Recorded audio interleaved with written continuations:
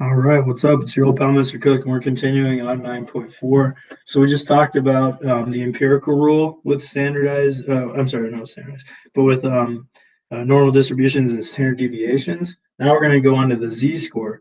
So the z-score is like something that's really easy to know. This is the formula for the z-score, so please make sure that you write it down and that you know it. The z-score tells you how many standard deviations something is away from the mean. So this is actually a really important thing to know because it tells you kind of like a distance away from the mean that something is. In other words, how rare something is from, happening. Because remember that the mean is like a really common score or an average score. Well, the bigger that something is away from the mean score, it gives you a bigger z-score. So the z-score can be either positive or negative, but the bigger that number gets, the farther away it gets from zero, the more rare that something is that it occurs. All right, so let's use this formula and find some individual values using this example. So I guess first, maybe we should talk about what each part of it represents. So the z-score is this little z value here. X is the value that you're testing it against, so it's just some value. This little u, this Greek letter mu, is the mean, okay? And then this little guy down here, this little sigma, is the standard deviation. So you can find that using your calculator or calculating it by hand, but those two values are the ones that you're going to need, the mean and also the standard deviation, and testing some value to find its z-score. So we're going to use that formula pretty regularly, so make sure that you have it written down. Okay, so this is just kind of like shows you visually like what z-score represents. Notice that like the bigger that the numbers get positive, the farther that they are away from the mean. So in other words, the more rare that they are, more rarely occurring values. Same thing if you go in this direction, right? If we keep subtracting more and more standard deviations, the numbers keep getting bigger and negative, right? So this again leads you to more rare values, okay? That the farther away that it is from the mean, which is just an average value that you see every single time. Okay, now let's do a couple of these examples to work through it. So a class has a mean of 80% on a given test with a standard deviation of 6 and assumes a normal distribution. So here we go. So we've got 80% that goes in the middle there, 80. And then the standard deviation is 6, so it goes up by 6 each time. So I'm going to get rid of that percentage just because it's taking up a little space. And just keep adding and subtracting by 6 because we know that the mean is 80. That goes in the middle. And then the standard deviation is going to be equal to 6. So it keeps going up and down by 6. So let's go up one standard deviation. So we add 80 and 6, and that's 86. Add another 6. That goes up 2 standard deviations. So that'll be at a 92. And then let's even add in a third standard deviation over here, just because sometimes they use that. Sometimes the charts don't really show it too well. So if we add on another 6, that'd be a 98%. All right, so now we're going to go down a couple standard deviations. So if we subtract 6 from 80, we get 74. If we subtract 6 again, we get 68. And if we subtract 6 again, we get 62. All right, and let me make sure I got my math right on all that stuff. Let's see, 80 plus 6, 86. Plus 6 is 92. Plus 6, 98. Good. 80 minus 74. Minus 6 is 74. Minus 6 again is 68. And minus 6 again is 72. Yeah, that all looks right. Okay, so we've got our this all figured out pretty well. Let's see what we've got over here. We've got to put together our percentages. So here's what I'd recommend doing in these examples. Once you have this written out, I would use the empirical rule to write out the percentages that go inside of here. If we're just talking about individual standard deviations and not ones that kind of overlap with z-scores and things. Because if we go back to our empirical rule, everything's broken down into percentages. Right over here. See? 68%, 95%, and 99.7%.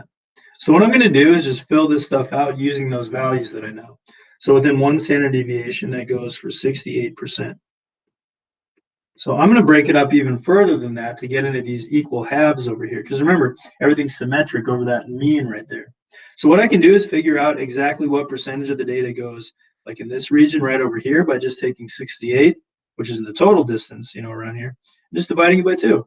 68 divided by 2 is 34. So that means that 35% of the data that we've collected is between an 80% grade and a 74% grade.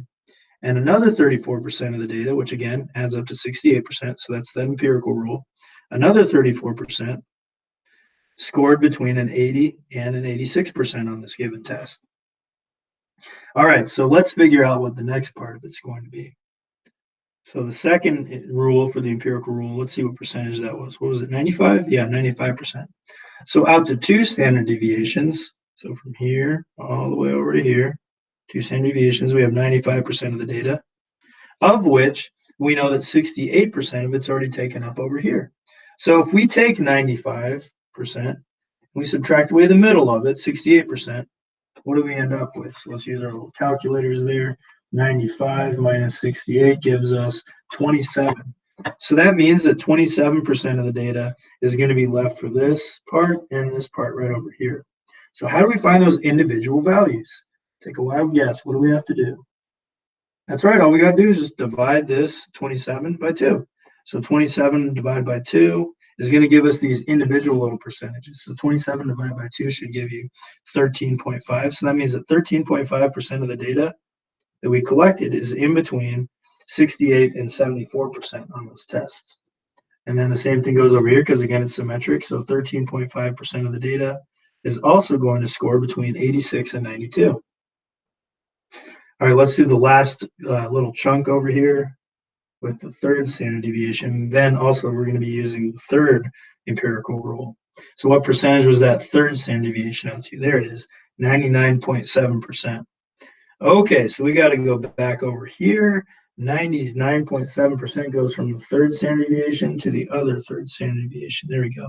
So 99.7. And this is actually a really easy one to calculate because, you know, we already know that from the second standard deviation to the negative second one, that's 95%.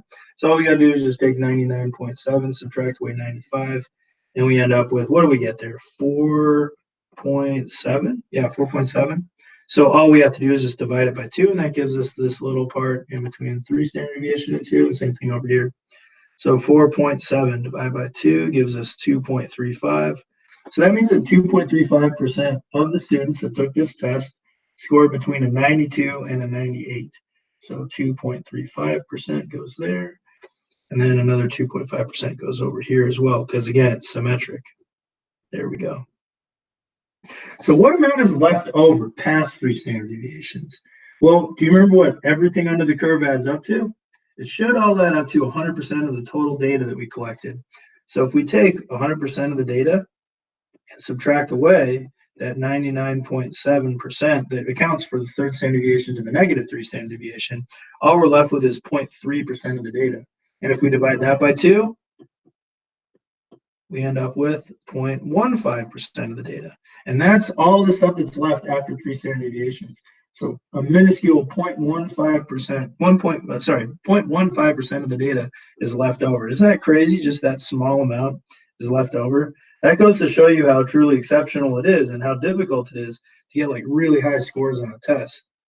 Because this is a normal distribution for a test. There we go. Okay.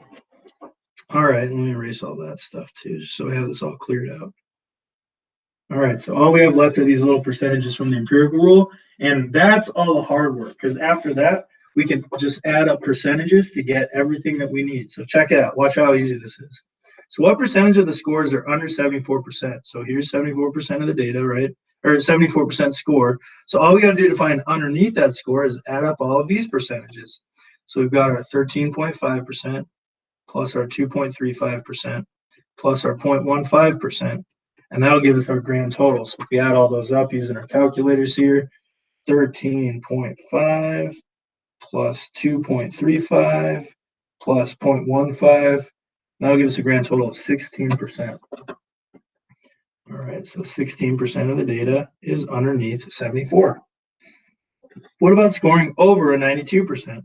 So all we have to do is just add up. All right, so let's see, 92%, then over that would just be these two added up. So 2.35 plus 0.15, we use our calculator for that, we should end up with 2.5%. So only 2.5% of students scored over a 92%.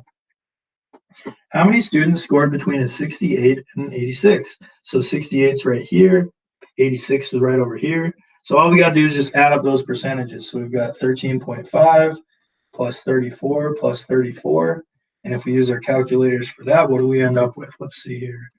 34 plus 34 plus 13.5. And that gives us 81.5%. So 81.5% of the students that took this test scored between a 68 and an 86. What about more than a 98%? So that's where we put in that third little standard deviation there. I knew that we would probably ask this question. And luckily, after 98% score, it's just going to be a 0.15%. That's how many students scored above a 98%. So less than 1% of them. So pretty easy stuff once you establish this table here. That's why it's really, really important to know the empirical rule. If you don't know it, then it can be a little bit of a challenge for you. So make sure that you know that stuff pretty well. And remember, all the percentages that you need to know to establish this are just those ones that we went over in the previous section, which was 68 and 95 and 99.7. So just memorize those for your standard deviations and you should be okay. All right, now I move on to another example, which is just finding the z-score from the previous data. So remember, for z-score, it's a really easy little formula. Z is equal to the value that you're looking at minus the average over the standard deviation. So luckily, we have two of those values. We know that the average is equal to 80 from the previous example. We know that the standard deviation was equal to 6. So we just plug that into the formula. The z-score for 80% is going to be 80 minus our average, which is 80, all over our standard deviation 6. So that's going to be 0 over 6, which is 0. So that means that the standard deviation or the z-score is going to be a total of, the z-score for this is going to be a total of 0 standard deviations away from the mean. And that should make sense because this is the same thing as the mean. So it'd be at the exact location. All right, now let's try 90%. So the z-score for 90% is going to be equal to 90 minus 80 over 6. So 90 minus 80 is 10, and 10 over 6 reduces down to 5 over 3. So we better get a whole number value for that, or at least an estimation. So that 5/3 is the same as saying 1.6 repeating. So it's about 1.6 repeating standard deviations away from the mean. So, just a little bit above it. All right, what about 60%? So we do a z-score, and that's going to be 60 minus the mean, 80, over the standard deviation 6. 60 minus 80 is negative 20. So 20 divided by 6 is going to be, let's see, those are both divisible by 2, so negative 10 over 3, which is negative 3.3 repeating. So that means that it's negative 3.3 repeating standard deviations below the mean, right? Because if it's a negative value, if we go back up to our little table here, it's going to be, here's the mean, 80. It's below 3 standard deviations away from that mean. See, because like negative 3.3 would be like past 62 even. And that's exactly what the score is, relating here, right? Because what was the value that we were checking again? It was 60, and that's even below 62. So that works out pretty easily for us. All right, now let's scroll down here to 50. Let's find our last standard deviation z-score. So that's going to be 50 minus 80 over 6. 50 minus 80 is 30. Negative 30, actually. Negative 30 divided by 6 gives us a negative 5. So that means that this score of 50% is negative. It's 5 standard deviations below the mean. Or, in other words, a z-score of negative 5. All right, pretty easy stuff, right? Just use the formula. Make sure that you know this formula and how to use it. And if you have it memorized, then it's pretty easy stuff to work through. All right. So of all the things I would imagine that would be the most difficult for you to go over, or at least practice a little bit more, it would be filling out this table. So make sure that you practice this a couple times. I swear to you, if you practice one of these kind of examples, like just even a couple of times, like 2 or 3 times, you know how to do all of them. They're nothing different, each time. You just know the mean, the standard deviation, the percentages. It's just about adding up individual percentages at that point. All right, that's it for this video. And then we're going to, it looks like, continue on with 9.4 with some calculator work. So make sure that you have your calculator for that next video. All right, that's it for this one. If you need some additional help, don't forget to reach out to your teacher and talk to them during their office hours. All right, thank you very much. Have a nice day.